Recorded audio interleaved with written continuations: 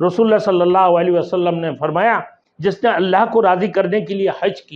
کیا اس میں کوئی فحش بات اور اللہ کی نافرمانی نہیں کی۔ Thanks for watching. Don't forget to like, comment, share and subscribe to Maulana Habibullah Rouhani Official. سورۃ بقرہ میں اللہ رب العزت نے فرمایا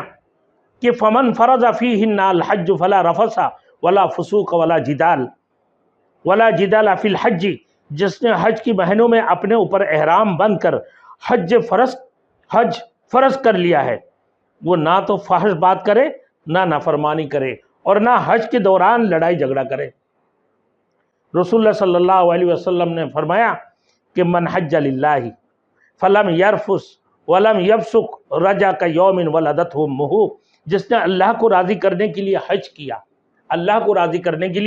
حج کیا اس میں کوئی فحش بات اور اللہ کی نافرمانی نہیں کی، تو وہ حج کے بعد ایسا ہو کر لوٹتا ہے جیسے اپنے پیدائش کی دن تھا وہ، یعنی سب سے پہلے بچہ جب پیدا ہوتا ہے بے گناہ، اس کا کوئی گناہ نہیں ہے، یعنی ماں کی پیٹ سے جیسے وہ پیدا ہوا ہے اس کا کوئی گناہ نہیں ہوتا ہے۔ اسی طریقے سے جب حج کرنے جائیں ہر قسم کی فسق و فجوری سے بچے، نہ ہر قسم کی لڑائی سے بچے، اور اللہ کو راضی کرنے کے لیے جو حج کرنے کا نیت کر لے،